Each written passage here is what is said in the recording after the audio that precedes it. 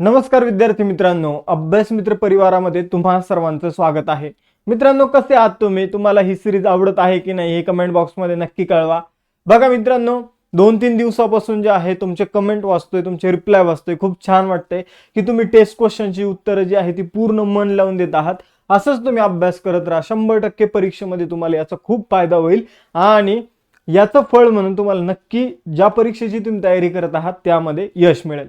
बघा मित्रांनो, अभ्यासात सगळ्यात महत्त्वाचा जो काही मुद्दा असतो तो असतो कन्सिस्टन्सी. जो कन्सिस्टंट राहिला तोच पास झाला. ठीक आहे, तर हा मंत्र जो आहे तो लक्षात ठेवा आणि याच्यावर अंमलबजावणी करणं सुरू करा. दररोज अभ्यास झालाच पाहिजे, थोडा का होईना पण अभ्यास तुम्ही केलाच पाहिजे, कन्सिस्टन्सी असलीच पाहिजे.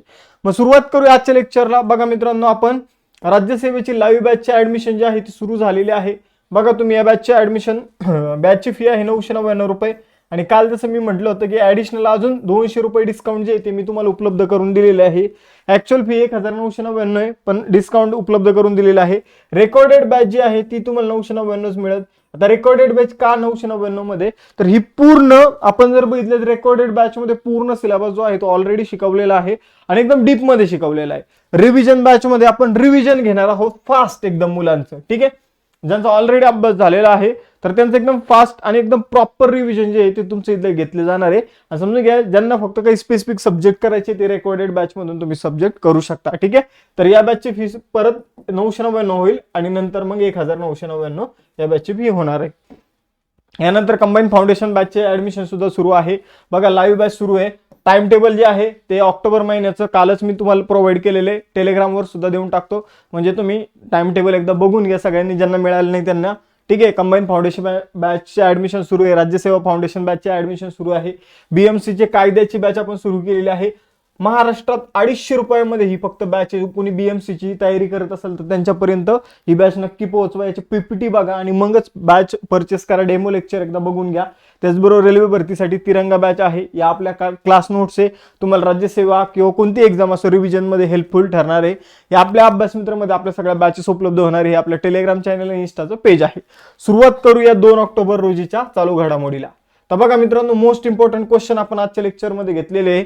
यातले 3 ते 4 क्वेश्चन असे की जे डायरेक्ट परीक्षेमध्ये तुम्हाला कोणत्या ना कोणत्या पेपरमध्ये 100% दिसणार आहे.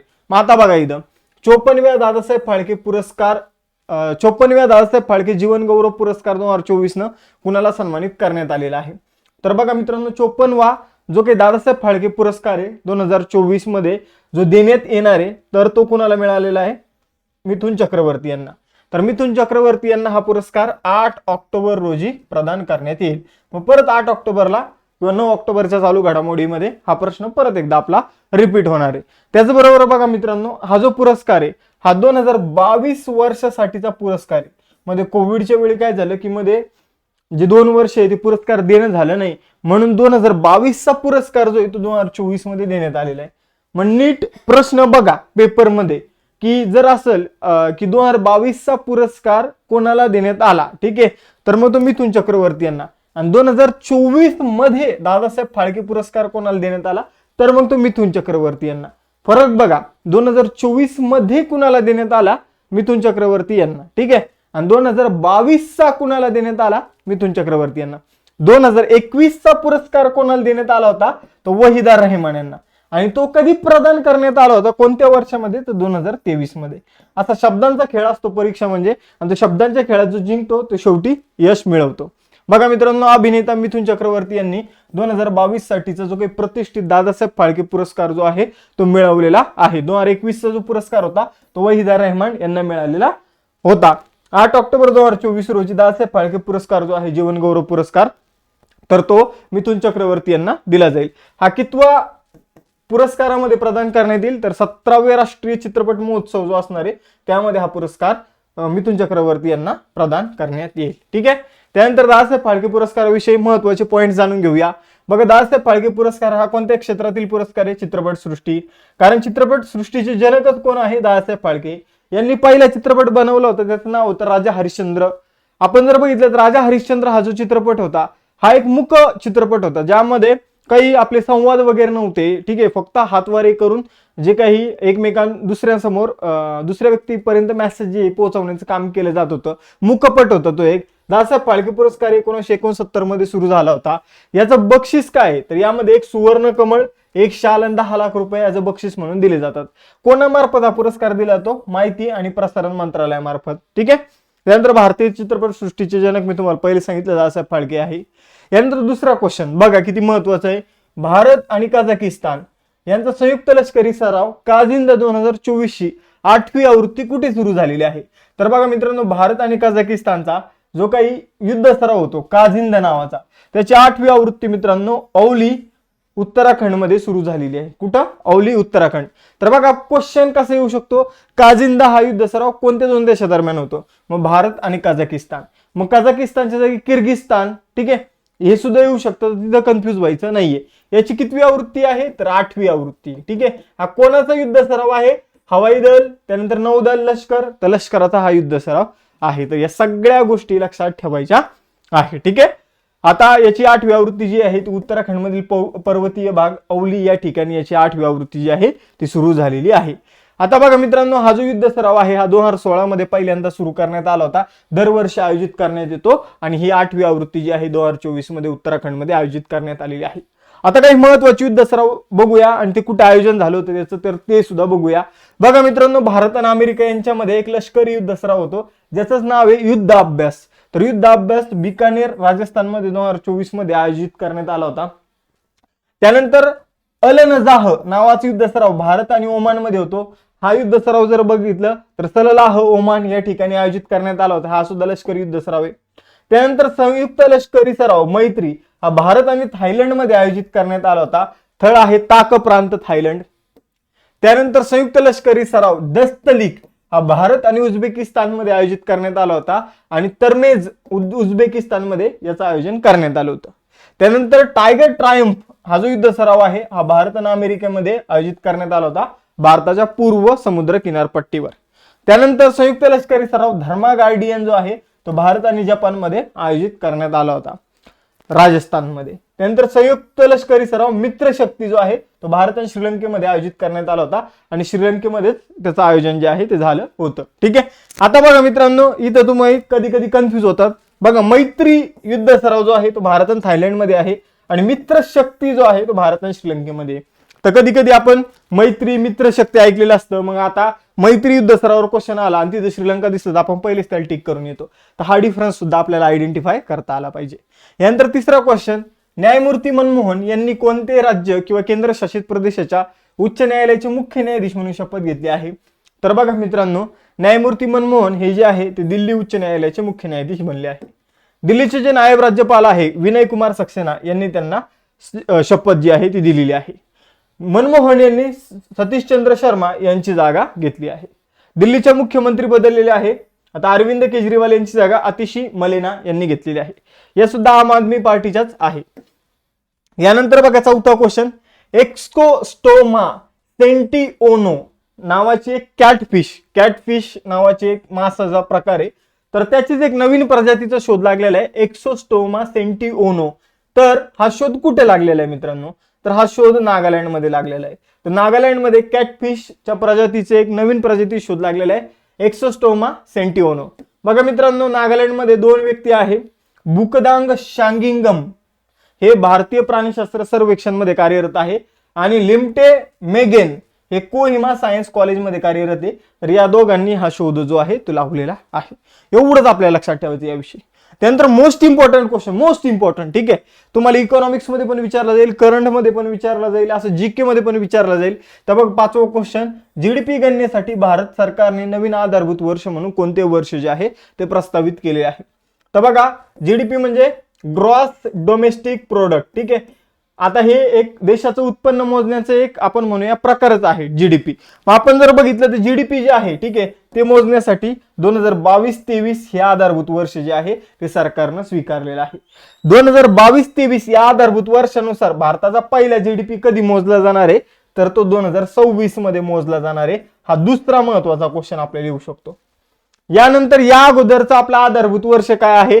तर असा क्वेश्चन येऊ शकतो, ते आहे 2011-12. हे 2011-12 आधारभूत वर्ष कधीपासून येते? हे 2011-12 आधारभूत वर्ष 2015 पासून आहे. यापूर्वी आपला आधारभूत वर्ष काय होतं? तर 2004-5. ठीक आहे. तर या सगळ्या गोष्टी आपल्या लक्षात ठेवायच्या आहे. यापूर्वीचं काय होतं 2004-5. ठीक आहे 5. यानंतर पुढे जाऊया मित्रांनो. पुढील प्रश्न बघूया. उदयनिधी स्टॅलिन यांनी कोणत्या राज्याचे उपमुख्यमंत्री म्हणून नियुक्ती करण्यात आलेली आहे? तर आपल्याला माहिती M.K. स्टॅलिन ऑलरेडी कोणत्या राज्याचे मुख्यमंत्री आहे? तमिळनाडू. मग आता उदयनिधी स्टॅलिन हे कोणत्या राज्याचे उपमुख्यमंत्री बनलेले आहे? तर तमिळनाडू. ठीक आहे. कोणत्या पक्षाचे ते? द्रविड मुन्नेत्र कळघम या पक्षाचे नेते आहे. ठीक आहे. तर एवढं तुम्हाला लक्षात ठेवायचं. उदयनिधी स्टॅलिन जे आहे ते आता उपमुख्यमंत्री बनलेले आहे. ठीक आहे. आता यानंतर पुढे जाऊया. उदयनिधी स्टॅलिन यापूर्वी युवक कल्याण आणि क्रीडा विकास मंत्री म्हणून कार्यरत होते. आता ते उपमुख्यमंत्री बनलेले आहे. आता तमिळनाडू विषयी काही महत्वाचे चालू घडामोडी बघूया. जसं की 85वा बुद्धिबळ ग्रँडमास्टर कोण बनलेला आहे? तर KP श्याम निखिल, जो तमिळनाडूचा आहे. भारतीय तटरक्षक दलाने कोणत्या राज्यात जलचर केंद्राचं उद्घाटन केलेलं आहे? तर ते तमिळनाडूमध्ये रामेश्वरम या ठिकाणी इंडियन कोस्ट गार्डचं काय जलचर केंद्र जे आहे तर त्याची निर्मिती करण्यात आलेली आहे. तमिळनाडूमध्ये कारखाना सुरू करण्यासाठी टाटा मोटर्सने किती पैशाची गुंतवणूक केली? 9,000 कोटी. त्यानंतर आता बघा 7वा क्वेश्चन. भारतीय क्रिकेट नियामक मंडळ म्हणजे BCCI ने नवीन राष्ट्रीय क्रिकेट अकादमीचे उद्घाटन कोणत्या शहरात केले? तर BCCI ने नवीन क्रिकेट अकादमी जी आहे तर तिचं अलीकडे उद्घाटन जे आहे ते बेंगलोरमध्ये केलेलं आहे. बघा मित्रांनो, या अकादमीची मी तुम्हाला वैशिष्ट्य सांगतो. खूप जबरदस्त वैशिष्ट्य आहे. ही अकादमी जी आहे ती 40 एकरमध्ये पसरलेली आहे. ठीक आहे. इथं आपण जर बघितलं तर क्रिकेटची जी काही टॅलेंट आहे युवकांमध्ये ते विकसित होण्यामध्ये या अकॅडमीमध्ये त्यांना प्रोत्साहन मिळणार आहे. ते त्यांच्यातलं टॅलेंट जे आहे ते बाहेर येणार आहे. आपण जर बघितलं तर या ठिकाणी 3 मैदानं असणार आहे. ठीक आहे. या अकादमीमध्ये किती मैदान असणार आहे? 3 आणि 86 खेळपट्ट्या असणार आहे. ऍट ए टाइम 86 आपण पिच म्हणू शकतो की त्या पिचवर प्लेयर जे आहे ते आपला सराव करू शकतात. यानंतर बघा BCCI विषयी जाणून घेऊया. BCCI ची स्थापना डिसेंबर 1928 मध्ये करण्यात आली. मुंबई महाराष्ट्रामध्ये मुख्यालय आहे. रॉजर बिनी जे आहे ते अध्यक्ष आहे. आता तुम्हाला सांगायचं की ICC च्या अलीकडे अध्यक्ष म्हणून कोणाची नियुक्ती करण्यात आलेली आहे? इंटरनॅशनल क्रिकेट काउन्सिलचे अलीकडे अध्यक्ष कोण बनलं आहे हे तुम्हाला सांगायचंय. 8वा क्वेश्चन. रिझर्व्ह बँक ऑफ इंडियाच्या ताज्या अहवालानुसार वीज निर्मितीमधील जीवाश्म इंधनाचे वर्चस्व कोणत्या दशकाच्या अखेर संपल? तर बघा मित्रांनो, आज जर वीज निर्माण केली जाते तर ती कशी निर्माण केली जाते? बघा, वीज निर्माण करण्यासाठी एक पंखा असतो. तो जसं पवनचक्कीचा पंखा असतो तसं पंखा फिरणं गरजेचं असतं. आणि मग तो पंखा कशा प्रकारे फिरवला जातो? तर आपल्याकडे कोळसा जाळला जातो. कोळशाच्या जाळून पाण्याची वाफ केली जाते. ती वाफ खूप जास्त प्रेशरने सोडली जाते आणि मग तो पंखा टर्बाईन फिरतं आणि मग त्यानंतर विजेची निर्मिती होते. ही आहे सिंपल विजेच्या निर्मितीची प्रक्रिया. मग आता यासाठी आपण इन जनरल कोळसा वापरतो. मग आता इथं प्रश्न असा आहे की रिझर्व्ह बँकेने एक अहवाल प्रकाशित केलेला आहे. त्यामध्ये असं म्हटलेलं आहे की हे जीवाश्म इंधन जे आपण वापरतोय कोळसे वगैरे, तर त्याचा वापर जो आहे तो कधीपर्यंत कमी होईल आणि त्याची जागा जी आहे ती नवविकरणीय ऊर्जा स्त्रोत घेतील. ते कोणतं दशक असेल? तर ते 2030 हे दशक असणार आहे. बघा मित्रांनो, 2030 हे दशक जे आहे ते वीज निर्मितीमध्ये जीवाश्म इंधनाचं वर्चस्व जे आहे का, आता जास्तीत जास्त वीज जी आहे ती जीवाश्म इंधनाचा वापर करून इथं क्रिएट केली जाते, तर त्याचं वर्चस्व कमी होणार आहे आणि सौर ऊर्जा, पवन ऊर्जा यांच्या माध्यमातून जास्तीत जास्त ऊर्जा जी आहे ती तयार होणार आहे. ठीक आहे. त्याचबरोबर जर आपण बघितलं तर लवकरच जागतिक ऊर्जेमध्ये 50% पेक्षा जास्त योगदान जे आहे ते अक्षय ऊर्जेचं असणार आहे, असं सुद्धा अहवालामध्ये सांगण्यात आलेलं आहे. त्याचबरोबर बघा मित्रांनो, RBIच्या मते 2050 पर्यंत जर जगाला कार्बन मुक्त व्हायचंय किंवा पहिले म्हणजे औद्योगिक क्रांती होण्यापूर्वी जेवढा वातावरणामध्ये कार्बन होता तेवढा जर कार्बन आता क्रिएट करायचंय किंवा त्याचं प्रमाण कमी करायचंय, तर त्यासाठी अंदाजित खर्च $215 ट्रिलियन एवढा खर्च येईल. भारताचं नेट झिरो कार्बन एमिशनचं टार्गेट काय आहे? तर ते आहे मित्रांनो 2070. ठीक आहे. हा लक्षात ठेवा आकडा. हे साल लक्षात ठेवा. 2070 पर्यंत भारताला नेट झिरो कार्बन एमिशनचं टार्गेट जे आहे ते अचीव्ह करायचे. म्हणजे औद्योगिक क्रांतीच्या पूर्वी वातावरणामध्ये भारताच्या मध्ये जेवढा कार्बन डायऑक्साईड भारत उत्सर्जित करत होता तेवढंच टार्गेट आता आपल्याला ठेवायचं आहे. आता आपण खूप जास्त कार्बन डायऑक्साईडचं उत्सर्जन करतो. ठीक आहे मित्रांनो, एकच मिनिट. यानंतर पुढे जाऊया. ठीक आहे, पुढे जाऊया. बघा, RBI विषयी जाणून घेऊया. RBIचं मुख्यालय कुठे आहे? तर मुंबईमध्ये आहे. 1 एप्रिल 1935 मध्ये स्थापना करण्यात आली. RBIचे गव्हर्नर आहे शक्तिकांत दास. त्यानंतर 9वा क्वेश्चन. 9वा क्वेश्चन बघा, 9वे जागतिक ज्युनियर वुशू चॅम्पियनशिप 2024 मध्ये भारताने किती पदकं जिंकली? आता वुशू चॅम्पियनशिप नेमकं काय भानगड आहे, हा कोणता खेळ आहे? तर तुम्ही बॉक्सिंग तुम्हाला सगळ्यांनाच माहित असेल, तर बॉक्सिंग मध्ये काय केलं जातं, बॉक्सिंग फक्त हाताने केली जाते बरोबर. वुशू चॅम्पियनशिप काय असते, तर तिथं पायाचा सुद्धा वापर जो आहे तो केला जातो. ठीक आहे, वुशू मध्ये हाताबरोबरच पायाचा सुद्धा वापर केला जातो. तर ज्युनियर वुशू चॅम्पियनशिप जी आहे 9वी जागतिक ज्युनियर वुशू चॅम्पियनशिप ती अलीकडे झालेली आहे आणि त्यामध्ये भारताने 7 पदकं जिंकलेली आहे, ज्यामध्ये 2 सुवर्ण पदकं जिंकलेली आहे. त्याचबरोबर जर बघितलं तर 4 रौप्य पदकं जिंकलेली आहे आणि 1 कांस्य पदक भारताने जिंकलेलं आहे. सॉरी, 1 रौप्य पदक आहे, 1 रौप्य पदक, 1 सिल्वर मेडल आहे, 4 ब्रॉन्झ मेडल आहे. ठीक आहे, ब्रॉन्झ आहे आणि 2 गोल्ड मेडल. ठीक आहे, हे एक चेंज करून घ्या. ही जी स्पर्धा आहे ही ब्रुनेई मध्ये आयोजित करण्यात आली होती. ब्रुनेई मध्ये बंदर सेरी बेगवान या ठिकाणी स्पर्धा आयोजित करण्यात आली होती आणि आपले 24 खेळाडू गेले होते. 24 पैकी 7 जणांनी यशस्वीरित्या मेडल जे आहे ते मिळवलेले आहे. केंद्र सरकारने कोणत्या राज्यातील 3 गावांना, ती 3 गावं बघा, प्राणपूर, साबरवानी आणि लाडपुरा खास यांना सर्वोत्कृष्ट पर्यटन विलेज ही पदवी दिली आहे. बघा मित्रांनो, 2023 पासून आपण सर्वोत्कृष्ट पर्यटन विलेज जे आहे, सर्वोत्कृष्ट पर्यटन गाव जे आहे ते आपण निवडतो. ठीक आहे, आपला केंद्र सरकार निवडतं आणि आपण जर बघितलं तर 2024 मध्ये प्राणपुरा, साबरवानी आणि लाडपुरा खास ही जी काही पर्यटन गावं निवडण्यात आलेली आहे ही आहे मध्य प्रदेशमधील. कुठली आहे? मध्य प्रदेशमधील.